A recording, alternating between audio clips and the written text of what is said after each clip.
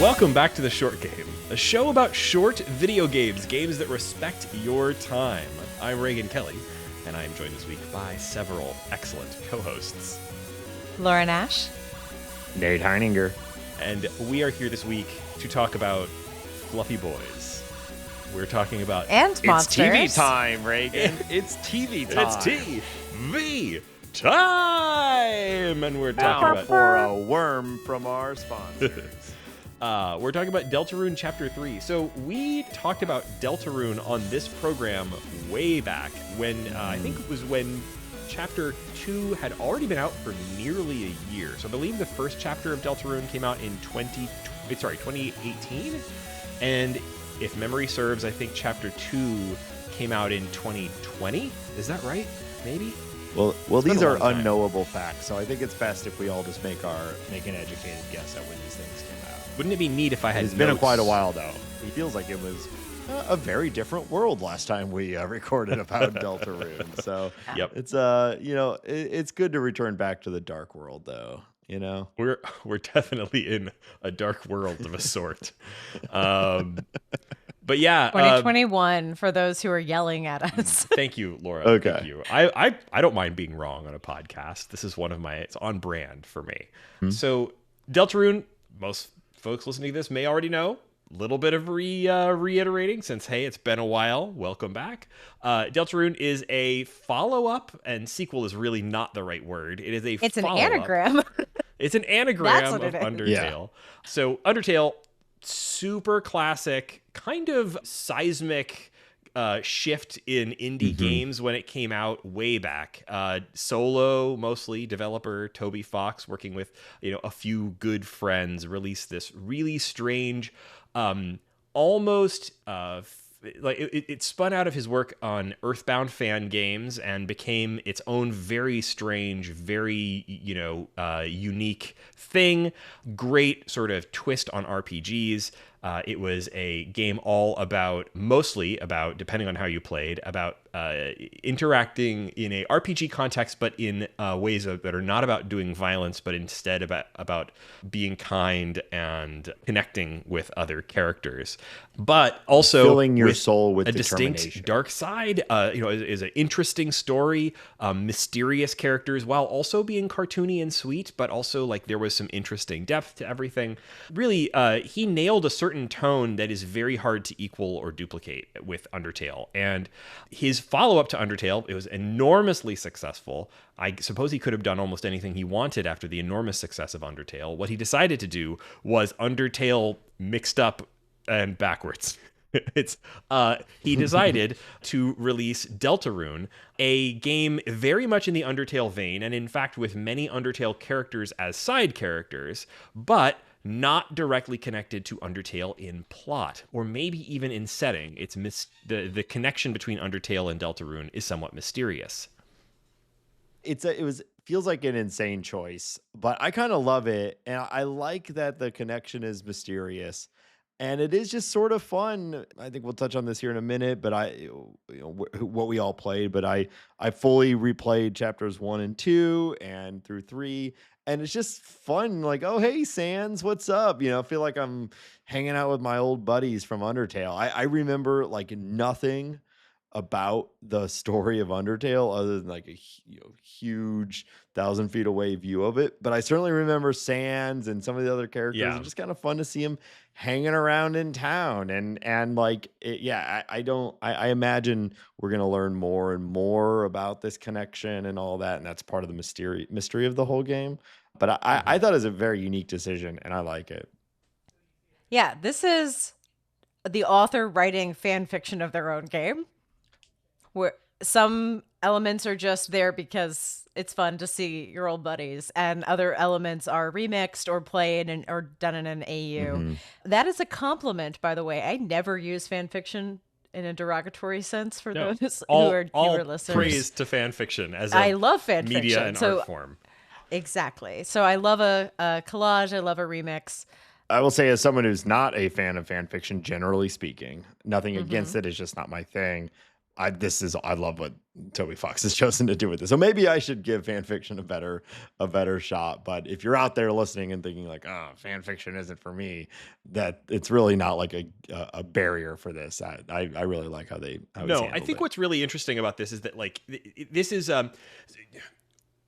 Toby Fox could have followed up Undertale with even if he decided what I want to do is more Undertale, he could have followed it up with a sequel. It could have been a bigger production. In almost every world where that thing could have existed, it would have been a disappointment for some part of the fan base. This is such a clever thing. First of all, the first 2 chapters released entirely for free, which is incredibly generous to fans. Just like incredible. And releasing it slowly over the course of many years. I mean, it's now been years since I think this is the 10-year anniversary of the release of Undertale right now. And so like, how do you keep a fan base alive and engaged if you're a solo dev and it takes you 10 years to make a new game? And honestly, it's not even all out yet. Like, we're at chapter 4 out of however many, like 5 or 6 or something. 7 That may be right. recently. Yeah. There's no world in which that would have been a successful project. This is such a success because he's been giving it away for free. It has this connection to the thing that the fans already love, but it's different and in interesting ways, while still being more of what you love. It's really interesting. Yeah, and now I saw this was coming out because of the Switch 2 announcement that it was going to be released simultaneously with the release of the Switch 2. This is the first paid installment, but you get all the chapters, and Yes. I assume the future ones too. I'm not so sure about that. I don't know if they've said. I'm not sure. Maybe there'll be DLC, but I paid for 2 chapters. I didn't pay for the first 2. I think this was a totally fair thing to do, but it's a strange turn that we all have different experiences of playing this game, because I didn't go back and play the first 2, but my lovely co-host did. So we're all going to come with a slightly different perspective. I also played further. I played into chapter 4. So we're all going to, there are no spoilers for chapter 4 on this episode, but we're all going to come with slightly different perspectives, because some of us dealt back into the lore and the plot, and other of us just skipped blithely down the path into the future of Deltarune. Yes. Yeah, I almost never play a game twice unless it's a roguelike, in which I played a billion times. But like a game like this, I can't think of a single like story-based RPG or anything that I've gone back and played again. But I have such a fondness for like Toby Fox's whole thing. And it had been so long since we did Deltarune chapters 1 and 2 that I thought, I'm going to do it. I'm going to go back and I'm going to play 1 and 2 again in order to get prepared for 3 and 4. I doubt I'll play 1, 2, 3, and 4 once 5 comes out, but I don't know. We'll see. And I'll say that I have no regrets. It was like, for one thing, we do a show every week or almost every week now. These games go in one ear and out the other. But when I'm done with a game, I tend to forget everything. And that's exactly what happened with Deltarune. I forgot 100% of this game. So it was really nice to go back and play it again. And you mentioned Toby Fox's like writing style and the overall unique tone of the thing. This carried through into chapter 3, where it's like, I feel like if someone else had done this at 90% of the quality that Toby Fox does it at, I think I wouldn't like it. There's some way of doing this like cutesy, sarcastic, charming, kind of dark, really lovey, sort of kind of memey at times writing that just works perfectly for me. But I feel like a lot of things have tried it and have failed. So I was really fun going back and just rereading. I think to that, like Yeah. the thing that really struck me about this playing this game again, is how Toby Fox is like the absolute world master of writing funny, heartfelt dialogue that fits in an RPG text box. Like, some people are great at posts, right? Some people are great at tweets. Some people are great at novellas, right? The RPG text box is a very restrictive format. And like, how do you convey heart, humor, timing, tone, character, everything through that tiny window of text in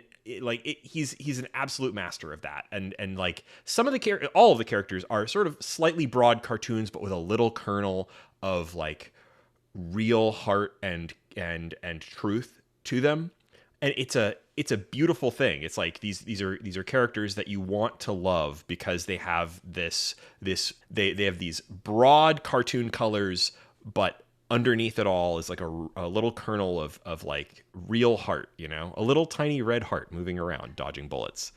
Well, to me, I think that you mentioned the timing, and what struck me this go round is how much these games play with the pacing of the text, sometimes going very, very fast, sometimes taking their sweet time, sometimes pausing, sometimes cutting the music. It felt much, there's a lot more control than we normally see, even in a visual novel that's playing with such things. I mean, Kentucky Route Zero faded text, it brought up text slowly, but this one is using the RPG language to mess it up. Like, it's going to play the little clicking noise 8 times faster at some point. It's going to play it at the third of the pace. So it's using the RPG-ness of it and then messing with it, as opposed to creating an elegant substitute, which we've seen in some of our other prestige texts. There's a bunch of versions of that I really love. Like one that happens a bunch, and it works on me every time, is that a character like seemingly gives you a choice, but before you can even make a choice, you actually have the choice box comes up, but before you can actually make your selection, they say like, no, wait, never mind, and it goes away, and you don't have a chance to make that choice. And there's all these different versions of that, and clearly the speed of the text delivery is critical, because there was a point where I especially playing through these again, there's a lot of reading and there's a lot of text. And so there was at one point where I thought, I wonder if I can go and increase the text speed a little bit, just to kind of, not that I'm trying to get through this faster, but I'm a little bit, because we're playing this on a deadline. So, but there was no choice to speed up the text. And I think that's the right choice, because so much of the game is the text delivery rate is a considered choice. And if they sped that up, if you could speed it up, I think you probably end up losing some of that. Can I admit something to you? Because I was playing through chapters 1 and 2, which I've already played, and yes, it was a few years ago, but I remember the broad strokes, and so I was trying to get through them, with a quickness to get through to chapter 3. I have a new controller. It's this thing, the 8-bit dough. If you get it on camera here. Reagan just reached into a pile of 300 or 400 controllers, I think. Yep. This is the second purple technology that Reagan has showed me today. I like the color purple. It matches, as Laura was saying, my new Steam Deck it's a good bug. case is purple. But it has programmable buttons, and and you can do these macros. And I programmed a macro where it hit A and then immediately hit, I think it's Y. I forget which button. You have to keep going back and forth. Yeah, because in this, while you can't set the text speed, you can have it, if it's currently talking out a line of text, you can hit a different button, not the regular text button, but a different button. I think it's B or A, Y, I forget, to finish, to jump ahead, to like complete that. And I'd never used like the gamepad macros thing, but in this I had a gamepad macro that was like dialogue faster. Yeah, I thought that skipped it, because it's pressing Y, and if you hold it, it skips. If you press it, it just finished the line of text that it was just currently displays the whole text as if you're listening to a voiceover game and you are wanting them to just show you all the text, not hear the dialogue. Yeah, I don't know. Maybe I got a heavy thumb, because I would press that, it would just skip all right through the next thing. So I don't know. I gotta tap it softer, I guess. Yeah. Well, you gotta get a fancy controller with a macro feature is what you gotta do. Of course. Not my original Steam Deck. It's probably not even the OLED model. Ugh. No, of course how dare you, Reagan? It's not the OLED Steam line. You know that. How dare you? Peasants don't have the special I have edition. a hand-me-down, and I'm very happy. Reagan reaches down into his pile of OLED Steam Decks just to flaunt. What do I do with all these Steam Decks? Yeah. While we are bragging about Steam Decks, is there anything we need to talk about setup before we get into chapter 3? I mean, I think it's worth just like very briefly talking about like, so folks who haven't played in a while, like what do you need to be reminded of about like what kind of how this game plays and just like the broad strokes of the story up to now? Like what is the story of the first 2 chapters of Deltarune that we might need to be refreshed on potentially if you haven't played since 2021? Well, I'll start a little bit with the story, and then Reagan, you can sprinkle in because I just don't want to be the only one talking through the entire story. But podcasting, maybe. And I'll be quiet because I didn't replay. I just read the Deltarune wiki. So valid. That is So you play as Chris, Kris, who finds himself in their school. I'm gonna try to go quick a little bit with their friend Susie. Who is a mean, tough, Reagan girlfriend. We all love Susie. Character. yeah. So character who is a purple lizard person. Alligator. They're all Jason. monsters. We're in a world of Alligator. monsters. So just like in Undertale, which took place underground in a walled off, sort of magically sealed world of monsters, the humans lived above, the monsters lived below. In Deltarune, it is maybe the reverse. We don't know if there's an underworld where a bunch of humans are living, but the monsters are out on the surface, living in a very cutesy, classic RPG town. Yeah. And Chris is the only human in school. Everyone else is a monster. Yeah. But even Chris has like a cool little vibe with like the, I don't know, like blue line on their face and like only when they're in the dark world. In the light world, they're just like a little. Well, they got like a green shadow. No, they've got something going on around their eyes. Yeah, I've sort of interpreted it as like I thought it was either face paint or just that was their face, or like a shadow from the hair. I always interpreted that as like a the shadow. Their eyes are shadowed and you can't see them. Okay. Well, anyway, so you're a human and you are asked to go to like the supply closet with your friend with the bully, the class bully Chris, to get some more supplies, and whoosh, she ate all the chalk. You fall through because she ate all the chalk because she likes to eat chalk. Classic cool girl shit. And you fall through some sort of portal and you find yourself in the dark world, more reminiscent of what you played through in Undertale, right? Mm-hmm. You very quickly meet a friend named Ralsei. I think that's how you say it. Ralsei? Is that how you've been saying it? Yeah, that's how I said it in my head. He is the prince of the dark world, or a dark world. So cosmologically, we learn over the course of the first 2 chapters that there is a dark fountain.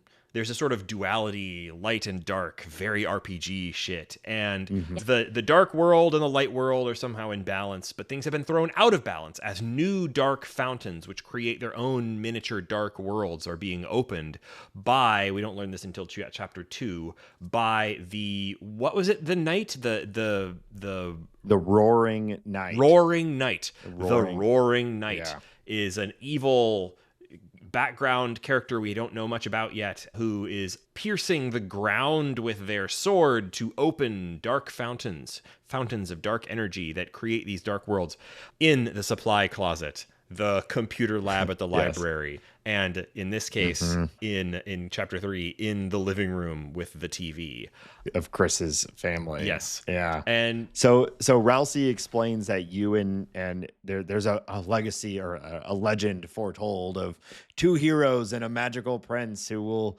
come together to save the world and bring balance to the force and so on. And so you are basically, your quest as your little party is to navigate these worlds and seal the fountain. Chris can do something with their soul and seal the fountains, and that closes it off and brings, because if too many of these fountains pop up, then the balance of power is shifted and everybody dies, essentially. I know we're really paraphrasing it, but you are now sent to go and find these dark fountains and shut them off and deal with what's in each of these little dungeons.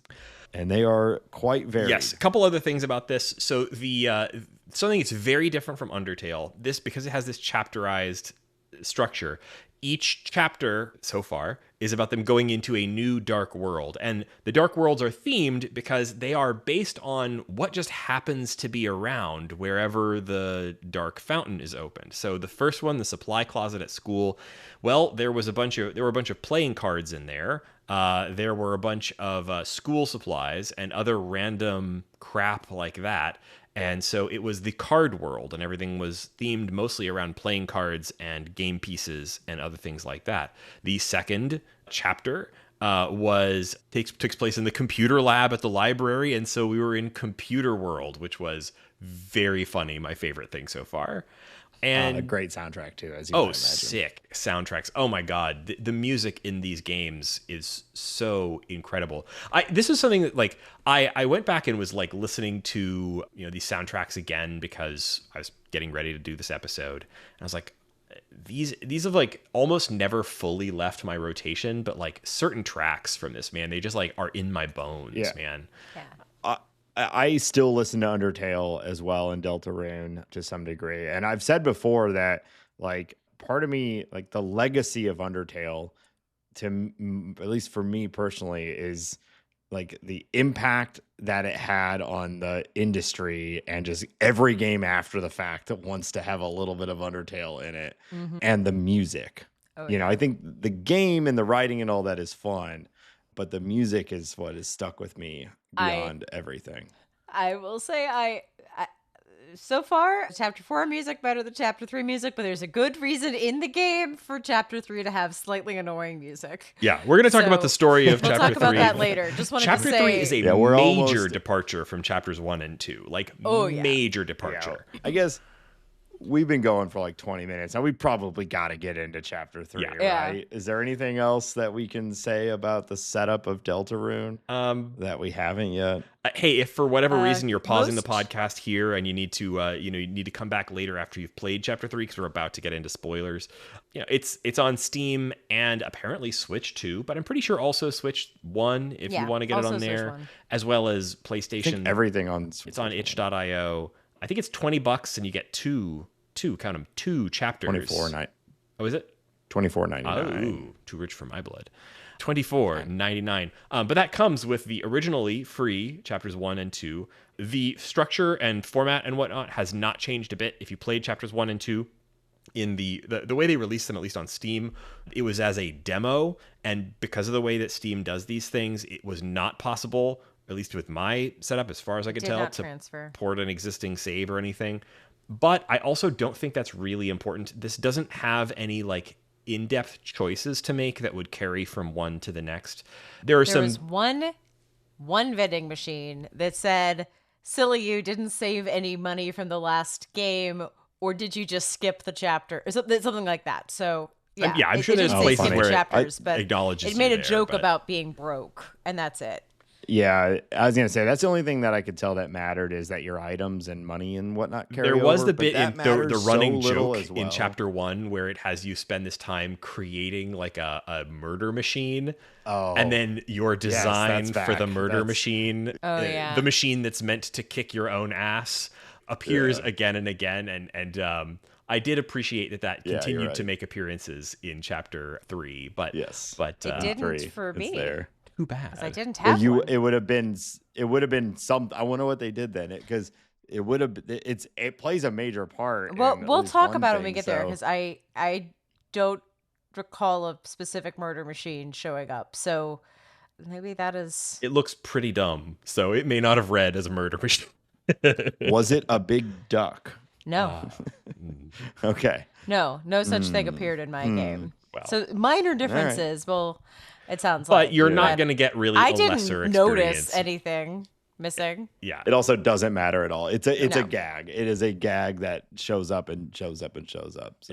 Yeah. So I would certainly recommend, if it's been, as it was for me, 5+ years since the last time you engaged with Deltarune, it doesn't hurt. It took me 9 hours to play through the first 2 chapters. And then I was into Chapter 3. So no big deal.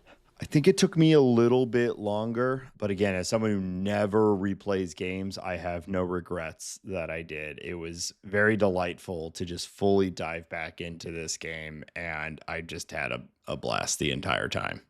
Yeah. And I also would say that, like, if you've played Undertale, you probably have some guesses that, like, Toby Fox likes to hide interesting stuff, do almost ARG style alternate routes, put like an enormous amount of effort into creating secret hidden bosses or alternate routes through the game. I don't know much about any of those. I know what I've seen in YouTube videos about the like, for example, the Snowgrave route through chapter 2 and some other stuff like that. Very, very interesting, but not my chosen playstyle. I don't really go back through the game and do the, like, what if I was a huge asshole? How would that break the game? So I don't know if there's any of that in chapter 3, and probably there is, but that's I not did a gonna little be... research and I found part of the path did not do 100%. This is not, if you've been listening this long and you're hoping for a discussion of the 100% path, have you listened to the Short Game podcast before? We ain't 100%ers. I accidentally started going down this like empty disc path in chapter 2 where you can has like an alternate, much more difficult ending. And I started like, what am I don't normally do this, but because I was replaying it for the show and I wanted to move forward, I decided to look it up and see like what I was getting myself into, because it certainly seemed like I was going down a path that is not the like standard exit of the game, and it ends in a apparently very tough boss fight, which is normally my thing for this sort of thing. I like the Undertale combat or lack thereof, depending on your play style, but like I was like, this isn't the thing for me right now. But I am intrigued and maybe to go back and do some of these more challenging. Yeah, and I did discover an alternate path in this game that, like, but I'd missed something earlier that locked me out of it. Like, there's if you get S ranks through all of the different stages, there's an S rank lounge that opens up, and if there's tried going back. Before we get into alternate paths in chapter 3, we got to talk about what chapter 3 is. Okay, we need a spoiler break. I haven't talked for a while. Yeah, spoiler break. So I'll say real quick, all the other games, you go back and forth between Light and Dark World. This one's just Dark World, and it's all TV World, baby. Yes. So, before we talk more, here it is, your spoiler break.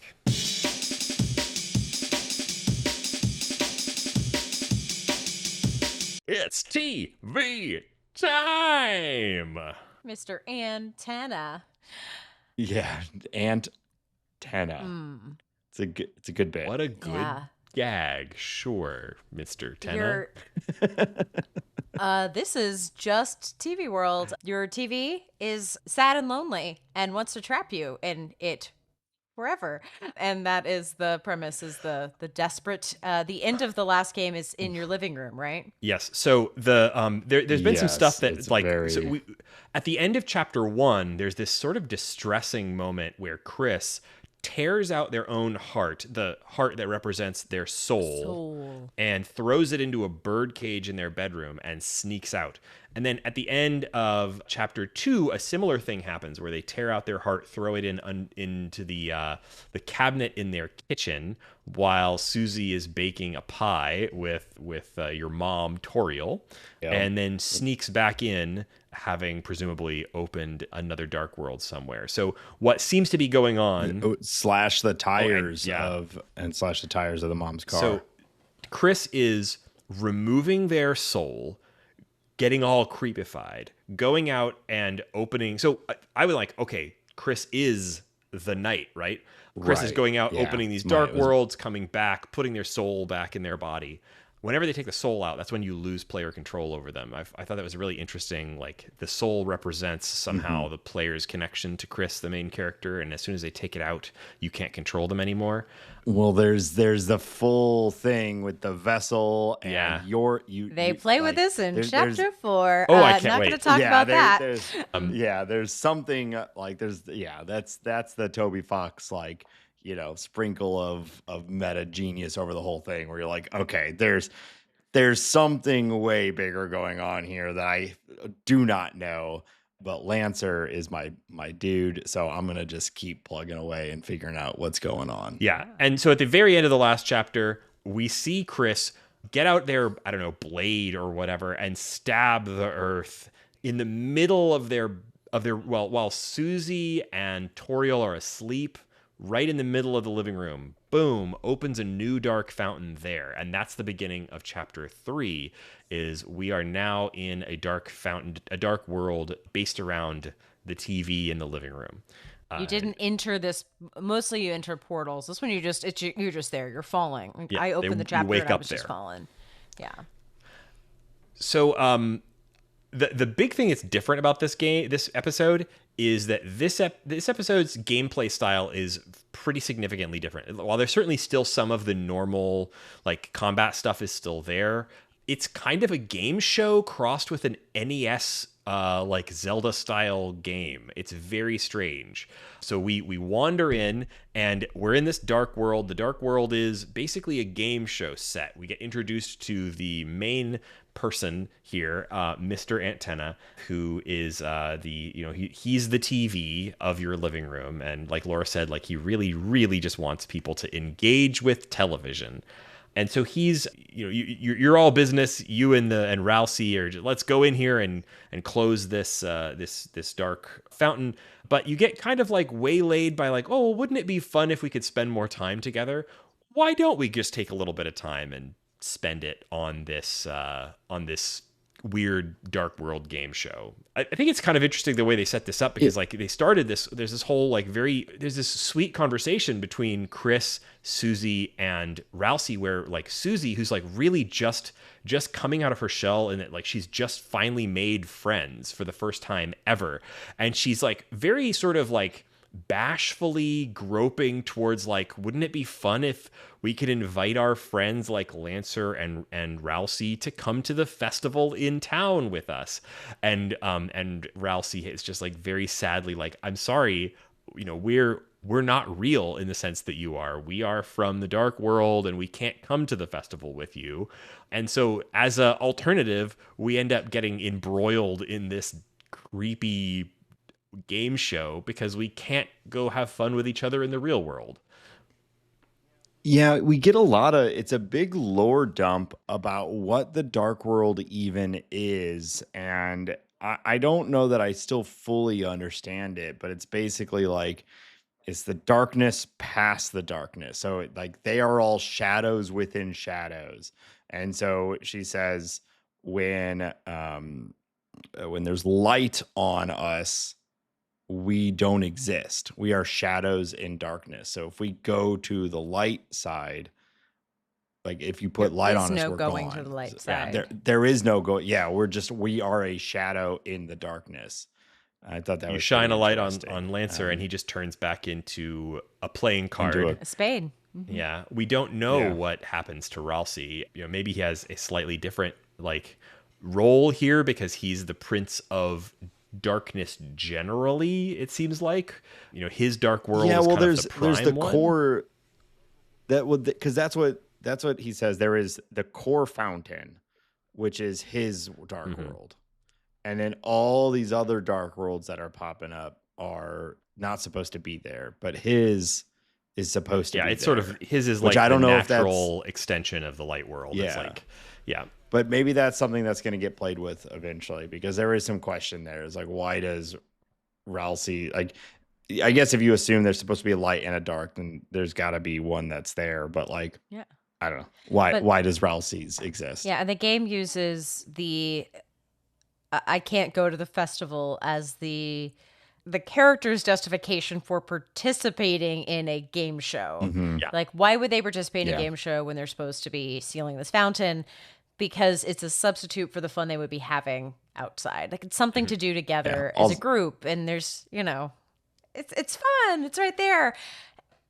And then, like, after minigame, without going to spoilers, a thing that like the round after round of a game show becomes, and the repetition and the way that it wears on you becomes part of the gameplay, becomes part of the text. And I thought that was an interesting choice to make players and characters get sick of the game you're playing while you're playing it. Yeah. Is kind of a theme of 3. the game that we're playing is really kind of a big departure from the previous like gameplay mode of the of the previous two chapters. In the other chapters, like we're mostly like the way that these RPG levels are kind of structured tend to be a little bit like puzzle hallways. There's not like an open overworld or anything like that to these dark worlds. You're kind of progressing through them in a mostly linear way, interrupted by puzzles and dialogue scenes. It doesn't feel as restrictive as that sounds in the context of the game, and you do have some ability to do things like backtrack, but it's mostly this sort of like straightforward, go along the path and experience the story and fights as you go. Here, it's divided into these chapters are the wrong word because this is chapter 3, etc. But like the chapter is divided into these, or game show, rounds exactly. There, and each round you get dropped in front of a big TV screen with a video game console. Everyone grabs a controller, like everybody, like Rousey and all have little controllers, and you're playing a kind of NES inspired version of the game where it has a top-down perspective and you are exploring in a sort of Zelda style world. And it layers on additional stuff. When you have combat with, like, if you encounter a monster in this world, it switches to a mode that is basically exactly the same as the combat in the main Deltarune thing. But it is the exploration and puzzle solving stuff is very different. You have like you can swap between the characters and they have their own unique powers. It's very different from the sort of exploration portion of the previous parts of the game. And also, cute tiny miniature versions of the sprites and all that stuff. I personally thought this was like a nice change. Like, I think it's good that after two chapters, they were willing to like, okay, let's explore some new gameplay modes. It kept the combat, which is a big, I think, success of Deltarune and Undertale. It's that, the trademark combat style, but everything else about it was a little different. But it didn't feel like it was like a rug pull because it's sort of a game within a game. It's this own separate thing. So I personally thought this really, really worked for me. It sounded like, Laura, you didn't like it as much though. I think that it was a bit wearying. It might just be that and it's not just because I played all the other ones in 3 sessions max. I don't think I didn't binge this. I didn't binge it before, but this one just felt a little bit more aggressive, a little bit more pitched. I think there are more tonal variations in the other chapters thus far. So being on this wavelength this long felt a little bit more tiring. And I actually think in a way the game wanted me to. Like, the characters were saying things like, I'm tired of this, let's stop. Like they kind of break wanted to out get of off it Mr. after Toad's Wild chapter Ride. 2. Yeah, it was sort of interesting that like Tenna continually wants them to play the game show because that is his whole world. And it's the engagement, like, do not stop clicking, like, do not stop engaging, right? If you're not watching the TV, then he's not alive. But like, yeah, they start realizing like, well, we're wasting time here and we need to move on and close the fountain and like, complete our quest or what have you. And it's then this matter of like, how do we escape from the world that Tenna is like this, this game show world that he's trapped these characters in. And that might have been because I got S tier only on my second game. So same. The in-between stages where you're supposed to be running around and doing stuff, I think the S tier, based on how much I played of the second S tier option, I think the S tiers are pretty big. So maybe they were expecting more of that kind of engagement, but I didn't have as much to do as the downtime between rounds in the green room just wasn't as rich for me. And so I felt like maybe they expected me to have more distance between the rounds, but for that reason, I felt it was just really playing on the repetition. I never had an S tier round. I did. You can eventually go back. Like, some of these little mini games. Yeah. for sure.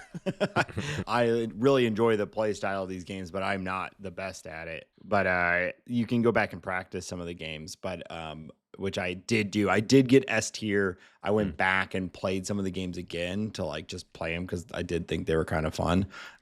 So I got S tier when I was like playing them after it was all done, but I didn't get any S tier rounds. So I did like that time in between each round. It's pretty short for me too, Laura. And I will say with what you're saying, I've been basically playing Deltarune for like every waking minute that I've had for the last like 5 days straight. So I'm in full binge mode of this game, and the only time I've really felt like, oh God, like, man, I don't want to keep doing this was during this section. And it was during the sort of third round of this thing where you keep getting forced to play these games, and like just it started to really feel like, oh man.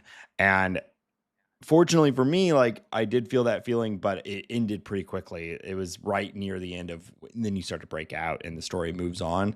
But it was the first time I felt like, I'm getting kind of bored with this. Now, I had not considered while I was playing that might be intentional. And I do think you're probably right that it was intentional. It felt like a blip in the moment where it's like, this game isn't going to be perfect 100% of the time. There are going to be times where I get bored. But it is interesting if Toby Fox is actually trying to make you, the player, feel like, Jesus, I got to keep doing this shit, which that game usually does pretty good at. Like, its tempo is manic most of the time. So doing the same thing over and over, really hits you pretty heavy. I think it's intentional because agreed, I never felt this in the other 2 chapters, and I haven't been feeling it in 4 either. So I think it's definitely like and it's not just the mania, the pacing, because that's been in other chapters, but it's like there's some aggressiveness to the TV land that is much more tiring. And like I'm in this one, it's all game show, but I'm wondering if it's, we shouldn't be staying up till 2. It's those 2 or 3 a.m. where you're like, why if I'm just watching next? Like, I'm wondering if there's some of that, trying to recreate that feeling. But it also, like, I'm okay if one of your chapters, you want to kind of mess with my emotion and make me tired of your game, because like you're going to get, I'm still going to play chapter 4. There's been a lot of buildup of trust. I have to say that I didn't have this reaction quite so much as you guys did. Like I was really quite engaged with it. I had fun with it. I really appreciated how varied the gameplay was. I liked that it introduced this new top-down mode, but I also really liked that like it alternated or punctuated those with physical challenges, which were arcade games. Like there was a rhythm music game, which I was garbage at, but then it turned out I realized it was because I was streaming the game to my TV and the latency was off. So I had to switch to I had to, replay a whole section in order to do that again. Reach into the bundle, pull out a whole other video game setup. It was rough. But also there was a like an old school arcade, like, collect plates on your head and then throw them. It was like a bit of a, arcade, like tapper type of experience thing. Burger Time. I really liked that it had so many little, Burger Time. Yeah. I really liked that it had so many different little gameplay modes and quirks on offer here. But it also does sort of have that, like, part of the whole feel is like, this is a game that's like Tenna is trying desperately to get these characters to spend more time with him. And so he's throwing everything he can at the wall. And then for me, it was perfectly timed. It was like right when I was like, oh, am I doing this again? And the characters were immediately like, oh, we're doing this again. It was perfect timing. It was like perfectly aligned between me and like Susie, for example, being like, no, we got to get out of here. I loved that. So I don't know. I think that it may not hit exactly perfectly paced for everybody, but for me, it was perfect. Also, I would say that I did not get to do almost any of that backstage stuff. I did. I got a B rank on the first round, and so I couldn't get into the back rooms, the S rank, whatever. Yeah. I got it on the second. I got an S rank on the second one, and then spent probably 15, 20 minutes going through that like separate S rank specific mode. You get like a whole separate board to play, I guess. Yeah, but the original game. Yeah. Oh yeah. I would really like to see more of that, but I don't think I want to see it badly enough that I'm going to replay that section. So that's a YouTube I was a little game for annoyed me. because they locked you into that round and you had to play the whole thing and you got all the way to the door and they were like, did you forget something? And then they kick you out. You can't leave the game. Yeah, you can't if you didn't get S rank on the first round, you can play through that second like hidden board, but you can't complete it truly because you have to have an item that you would have only gotten from the first board. The first round. Which sucks. And they don't tell you this and then you leave and they're like, "Oh yeah, that's probably because you didn't get S tier earlier." I was like, "It's been 20 minutes." Yeah, come on, man. Just let me go do that again. Yeah, so that sucked a little bit, but I think that's part of the like. It's part of the vibe. The stuff that's required to do those, like you're not intended to do those hidden boss or hidden route type of playthroughs on your first time through. The game does not want you to. I didn't realize it was part of that route. Same. I thought it was its own. Yeah. Like I just thought that was part of progressing, but it was a sidetrack.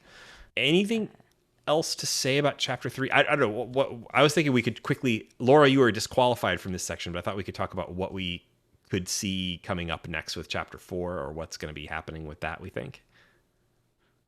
I know maybe that's, maybe our listeners have already played through chapter 4, but part of me feels like we've only scratched the surface in our discussion of chapter 3. Part of me feels like I don't know what else to say because it is so much of it is just this playing through the game show. I really liked the top-down one too. I liked how they expand the top-down thing into other versions to unlock there's a whole passcode series of puzzles. Like Toby Fox's puzzle making is right at my preferred level of puzzle competence. I can get into a deep puzzle game with you guys with the best of them. Like Laura, I know you're the puzzle master. Molly and I like to play difficult puzzle games together. But when I'm playing by myself, and it's something that I like the roadblock of a puzzle, but I also don't want it to be something that like drives me crazy and I break my brain on it for a game like this. And so this depth of puzzle is like exactly what I want for this type of game. And I enjoyed the like you're figuring out the passcodes by playing the top-down thing and figuring out how they all line up with each other. I liked all of what those. number goes first. Those were all really fun. I thought they were nice little puzzles and just extending sort of the mechanics that we learned earlier in the game. So I'm a big fan of Toby Fox's puzzle making. Yeah. We're getting dangerously close to an hour, and we have we've got to get we got to get some time in playing chapter 4. We got to get rolling on chapter 4. So before we do, does anybody have any last thoughts about this chapter or Deltarune generally? I'll close things out by saying like it was such a joy to go back to this, and it was so lovely to like get a chance to like reintroduce myself to these characters. It's been a few years. I had some pretty vivid memories of bits like I remembered Lancer, I remembered Susie, I remembered Noelle. But like there were bits that I saw in this that I did not see my first time through, and there's not a lot of Noelle. That's my biggest complaint about chapter 3. There's not a lot of Noelle in it. I wanted more Noelle, hoping for more Noelle in chapter 4. But that's like this is such a wonderful game. I'm so glad that we got these, and I really hope it's not another 5+ years before we get more again. Yeah. I get the sense that some of the way this game is going to work as these chapters evolve is it's like, okay, our heroes got caught in this dark fountain, and also this person from is that accidentally because they happen to be there. Right. Chapter 2 was Birdley. And then chapter 3, it's Toriel. I know they're all building relationships and it's all expanding, but I'm assuming, and I could be wrong here, chapter 4 will be like, oh, whoever was in the whatever. when Undyne was in there for like the last 5 minutes and then got slooped into a dark, locked bunker. And I'm thinking like that we got to go rescue Undyne is probably chapter 4. So I'm not saying anything. I have to imagine that this is going to evolve into a more direct connection with Undertale, but I don't know. Well- I'd be fine with it not too. I'd be fine with it just being this is just its own whole thing. Well, Toriel's in a little Pokemon ball for most of this world. Yeah. And I was excited in a way that I was like, oh, this is a different kind of darkness of like, it's one thing to take my friends, it's another thing to take my mom. It didn't end up being as dire as I thought it could be. Like it was a little bit of a princess in the other castle. Like it was a little bit like it was more of a kidnapping and not a huge life-threatening thing. But I was primed to think that way because the last chapter, I did look back and I knew that it ended with her tires getting slashed. So I knew that like she was in more mortal danger, perhaps in two worlds at once. So something had kept her there. Like Chris had intentionally kept her from leaving the house before opening the Dark Fountain. So it was appropriately dealt with. I wasn't looking for like a horrible thing to happen to Toriel. Oh, that's why Undyne was there, because she called the cops at the end of chapter 2 because of the her tires were being slashed. Yeah. Duh. So there's more interference of the worlds coming together in this chapter than before, and I'm looking forward to more of that. Yeah, that's all I will say because I played. I'm hoping for more light world time in chapter 4. Like, I feel like we've got to. I don't know if we're going to get to the festival that they were talking about, but I feel like that's got to be coming up. I'm looking forward to seeing how that plays out. I don't know. I'm just looking forward to more time with the light world characters. I love that there's a festival. I mean, I think a Chrono Trigger, so many, famous JRPGs have a festival. It's a way to get everybody in town into one space. You probably have little games. I love a JRPG festival. So I figure that's a nod to the genre by having a festival here. They're going to burn the Wicker Human. It's going to be great.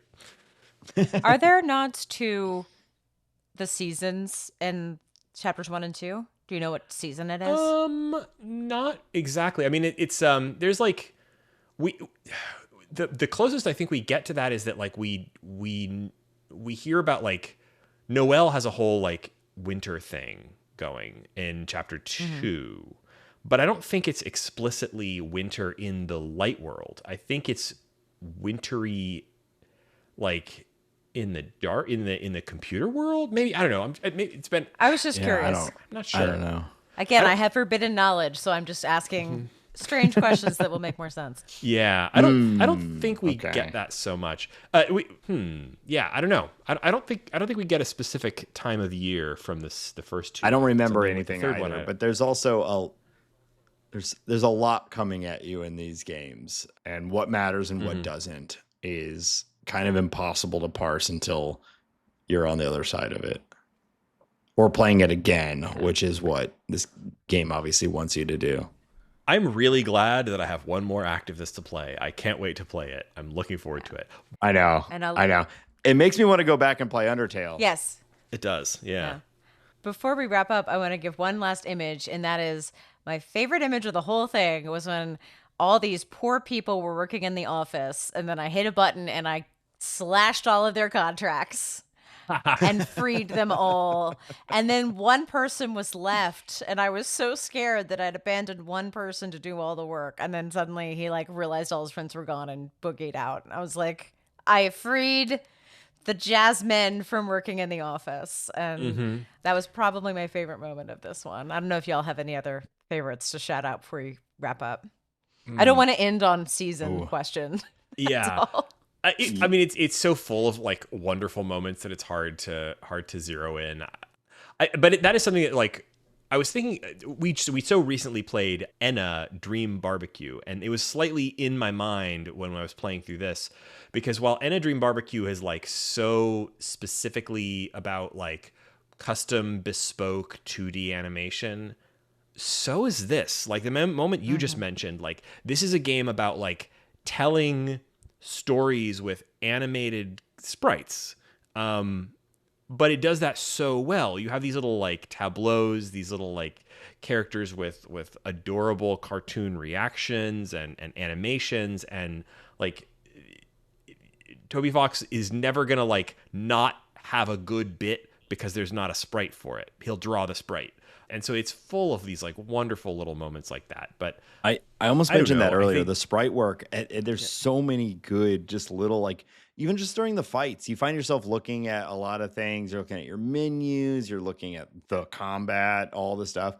Watch your little guys, watch your little friends, because they all have so many little unique sprites for what you've chosen or what the enemy's doing. And it's all so uniquely animated and tailored every moment. It feels like nothing's ever reused. It's all made again for that moment. Mwah. Chef's kiss. Indeed. So much of that. So this game is fantastic, and there's a whole second one that's also part of the package that we will be covering soon, and I can't wait to play more and talk more about Deltarune with you guys. Thank you. I will also say, though, like, this is just like when we did Deltarune's chapters 1 and 2. We're not doing it back to back. We're going to take a little break and talk about something else. And the current plan, I'm just going to go ahead and announce this now. If the schedule gets shuffled, don't blame me, but I'm doing this for a reason. I think currently that our next episode is going to be about fan games. Bit of a connection to Deltarune because the lineage with with Earthbound fan games, but fan games specifically, we want to do an episode focused around games that is a bit of a roundup episode, games that are fan-made games that are either remakes, remasters, extensions of existing properties, the kinds of stuff that Nintendo doesn't want you to play. So things like your Zelda, like Ship of Harkanian, source ports of the Zelda games to modern platforms. Things like the Streets of Rage remake. Games that are based on existing properties. Reagan, you might say, we do what Nintendo don't. You might indeed.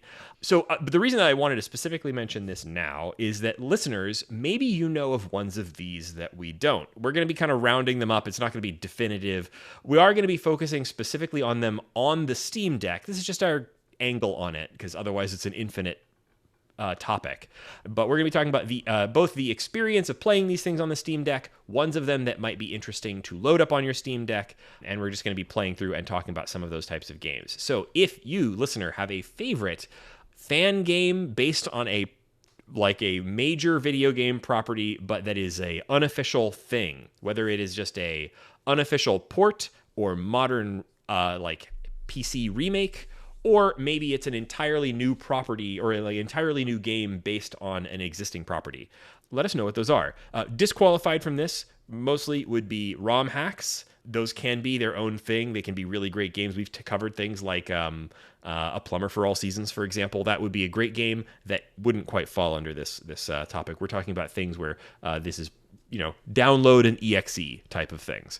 So if you know great games in this probably poorly defined category that I'm trying to outline here, let us know what they are. Maybe let us know in the Discord, or just shoot us an email. I've got a list going, but I'm really eager to hear what your favorites are and what is the best, most worthwhile things to play in that category. That's probably our next episode. We might have a returning guest. Looking forward to talking more about that. And then we'll be returning to talk more about Deltarune, all mixed up, in the near future. So looking forward to talking about that. And again, if you have suggestions for short games for the show, games that you love, games that you think respect your time, games that you can finish in 10 hours or less, let us know what those are. There've been a lot of interesting stuff coming out lately. It's sometimes kind of hard to prioritize, and even just a single heartfelt recommendation from a listener can really sway us and put us on the track to something really interesting. So if you have a game that you think we should be playing, we want to hear from you. It does mean a lot to us. We listen to those very seriously. You can find all of the stuff about the show on shortgame.fm. That is the website with all the links and buttons to find the show on all the platforms it exists on, including all the podcast platforms, and also YouTube, where you'll find video versions of this podcast. If you're not seeing my beautiful face while you're listening, you can go and find us on YouTube. Search for us there, and do all the like and bell things. We would love to help people find us on that platform too.